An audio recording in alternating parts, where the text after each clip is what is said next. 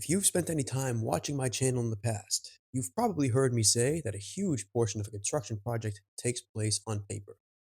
But if not, please take my word for it. Construction project management is heavily based on the approval of documents and the flow of information. But in this video, my friends, we'll be focusing on the former. Before any work actually ever takes place on site, contractors require a variety of approvals in order to greenlight them to do so. These approvals take several forms, of which we will explore in great detail, but they collectively fall under what's known as the submittal process. Between drawings of the work that will be done, characteristics of the materials that will be used, logistics about how the work will be performed, and more. Each type of submittal serves a unique purpose in ensuring that the work will be done in such a way that's agreed to by all parties involved. And that, my friends, is what we'll be discussing in today's video. Let's explore the several different types of key submittals you're likely to come across when managing a project and the importance that each one carries. If this is your first time watching my channel, then welcome. My name is Patrick, the creator and host of PM Problems and a construction project manager by trade.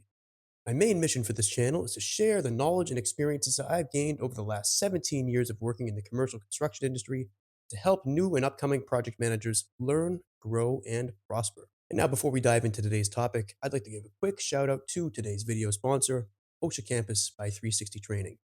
If you're in need of an OSHA 10 or 30-hour training course and you wish to take it online, 360 Training offers a variety of flexible, affordable, 100% online options that you can take on your own schedule from any device. Check out the pinned comment below to learn more or to enroll today. If you enroll using our link, we may receive a small commission, which helps the channel grow. Your support in that regard does not go unappreciated. And now, let's get into today's topic.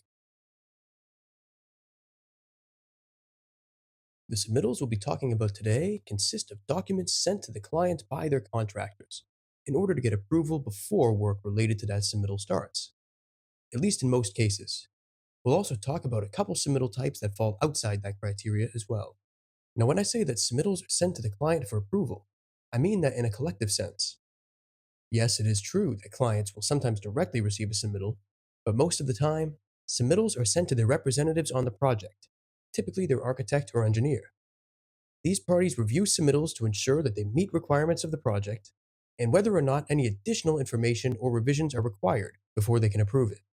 With that clarified, let's now get into the specific types of submittals. First on our list of submittals is product data, which, in a few words, is information pertaining to materials, equipment, or other construction components that will be used on the project. Most of the time, this applies to items that will be permanently installed as part of the finished construction, but in some cases, product data can be submitted for items needed to perform the work, like a piece of machinery, access equipment, etc.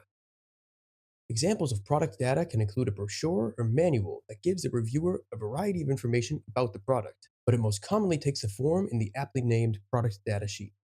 Like we said, these product data sheets are meant to represent material that will become part of the finished work in the majority of cases. So let's dive into that a bit more. Also known as a cut sheet, a spec sheet, or a data sheet. Product data sheets provide a comprehensive breakdown of what the product is, how it works, and what it's used for. This includes information about the product's composition, or what it's made of, along with performance characteristics of the material under various conditions, as well as information on storing and working with the product, and so on. Datasheets often list any applicable standards that the product conforms to as well, including those of ASTM. Product data is fairly detailed, and I plan to dive deeper into that topic in the future. If that's something you're interested in, please leave a comment and consider subscribing to stay in touch. Next up on our list of submittal types is drawings, or more specifically, shop drawings. So what the heck are those? Unlike drawings that are created by the architect, which are for the purpose of design intent, initial permitting, and contractor bidding, shop drawings are drawn and submitted by the contractors who are doing the work. The purpose of shop drawings is to illustrate exactly what the respective contractor will be constructing. Although these drawings are based on the original set provided by the architect, shop drawings often show details that are either slightly different or are more specific than the details shown in the architectural set. Some of these differences can include the specific types of material and components to be used, details that will be followed, including those recommended by the manufacturer, and so on. When the work being shown is structural or related to utilities, these shop drawings are often stamped by a professional engineer that the contractor has hired, whom either creates the drawings themselves or reviews and certifies that the contractor's drawings are in compliance with the applicable codes, rules, and so on. Some examples of work that requires shop drawings includes concrete, steel, and carpentry, along with utilities such as mechanical, electrical, and plumbing systems, or MEP, fire alarms and other low voltage systems, and even finishes like flooring, walls, ceilings, and exterior finishes.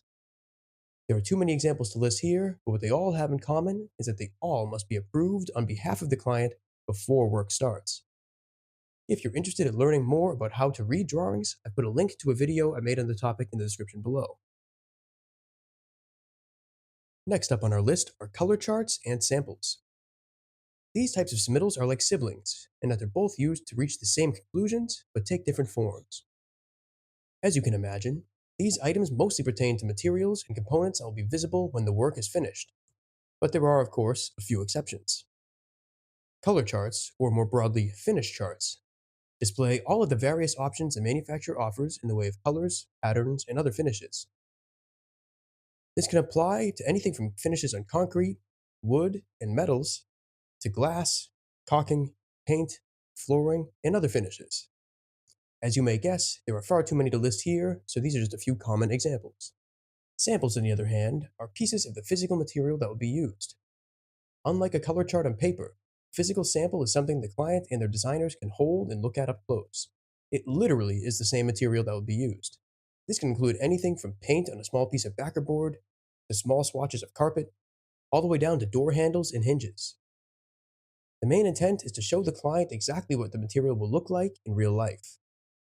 It's often stated in construction specifications that finish charts are for the owner's initial selection, whereas the physical samples are for verification. It's an expectations versus reality comparison.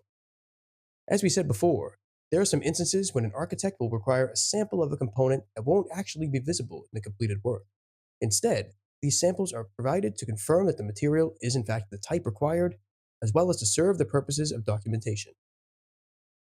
Some examples of this include waterproofing, anchors, fasteners, reinforcement, and insulation. The next submittal type we'll talk about are logistics and methodology plans. Although similar, there's a distinction between the two. Both of these plans are what they sound like, a written and sometimes visual plan that shows crucial information on how the work will operate. A logistics plan will show how the job site will be set up, which can include information on securing the work area and setting up temporary facilities, along with how equipment will be used and stored, how deliveries and removals will be done, ways the work area will be accessed, and so on. If you're interested in learning more about job site logistics, I've put a link in the description below to a video I made on that topic. Methodology plans, on the other hand, pertain specifically to the work that will be done. A common term used to describe these plans are means and methods plans. This is because the plans describe how the work will be done in a step-by-step manner, along with what it'll take to do so. Means and methods plans are something that can take up a video all on their own, so I plan to do just that. But what you need to know for our purposes today is that means and methods are extremely important in construction, because they break down exactly how the work will be done one step at a time, along with any important details surrounding each step. Although the client or their design team may have questions or request revisions to these plans, they're most often submitted for information or record purposes before the work begins. And now, before we move on to the next category, I'd like to take a quick moment to mention that I offer virtual one-on-one coaching sessions for project managers. Like I said at the start of this video, I'm a civil engineer by background and a construction project manager by trade, and it's truly a joy of mine to take the last 17 years worth of skills, experiences, and lessons learned the hard way, frankly, to help new and developing project managers in their own journeys. Whether you're just starting out in project management and you're looking for guidance, or if you're a more experienced PM looking to discuss a detailed topic, I offer both 30 and 60-minute Zoom sessions. To learn more or to book a session with yours truly at your convenience, check out the link in the description below for more information. The next type of submittal we'll cover are documents related to certifications and compliance, which can range pretty broadly. So let's go over a few examples. Certifications can include a copy of a tradesman's license to be able to perform the work as needed. One example of this could be a welder's certification, in order to show that the welder is licensed to perform that work. More broadly, certifications can also include various safety training, such as copies of a worker's OSHA 10 or 30-hour card, or certifications to operate a certain piece of equipment. As a side note, if you're interested in learning more about basic job site safety, I've put a link in the description below to a video I made all about it. Both certifications and compliance can also apply to materials. Manufacturers often have testing data available that certifies their material meets or exceeds various standards, which are required per the project's design.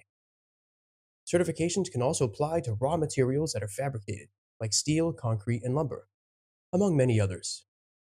These certifications state that the material has been fabricated or is provided in raw form within specific criteria the project requires. At this stage, we've covered all of the basic submittals that are typically turned in before work begins. Now let's talk about a couple that happen during or even after the work. The next type of submittal we'll discuss are reports. Just like the prior section, reports can vary widely in type and scope. Reports you're likely to come across include certified payroll, sign-in sheets, and other information related to the workers doing the work on site. These serve as record to show who was on site from each company on any given day, how many hours they worked, as well as to show what they were paid for those hours. Plus, how much went to taxes, Social Security, etc., at least here in the States. Certified payroll reports are most commonly found on publicly funded projects. Reports can be a lot more technical in nature, too. For example, reports may be submitted by inspection firms to document that the work has been inspected and approved overall. Now, when I say the work has been approved, I mean in the sense that it complies with all state, federal, and local guidelines required on the project. They can also be submitted by companies performing surveys, analyzing site conditions, monitoring various aspects of the work, and so on. And lastly, a report can encompass safety inspections and topics of that nature, including when an accident has taken place. There are a variety of reports you can come across in a project, but these are some of the main ones. And last but not least, on our list of common submittal types is letters. As you can imagine, this is a fairly broad category too. Before we go through a few examples, let's first distinguish the difference between a letter and a standard email. Although emails are technically legal project documents in many places, a letter is issued on company letterhead that's meant to serve as an official company statement. Oftentimes, these letters are sent to comply with a clause in the contract, which might require that an official letter be sent to clarify, dispute, or confirm various topics. Now, with that clarified, let's run through a quick list of the types of letters you're likely to come across in your project management career. Keep in mind, these examples are the types of letters written by subcontractors to the GC or letters sent by contractors to their clients, not the other way around. One common type of letter is to document a delay and to explain the impact it will have on the project. These letters often request the formal approval of an extension of time in relation to what the contract allows. Another scenario that involves sending a letter is to propose or request a formal change to the work. When a letter is written, it's usually meant to clarify a change that is not expected by the client or their design team, as opposed to a proposal that they've asked for. These letters commonly relate to unforeseen conditions. A letter serves as a supplemental explanation to the request for more money or time and outlines why the contractor feels entitled to it based on the contract. A third type of letter you may come across is one that's written over a contract dispute.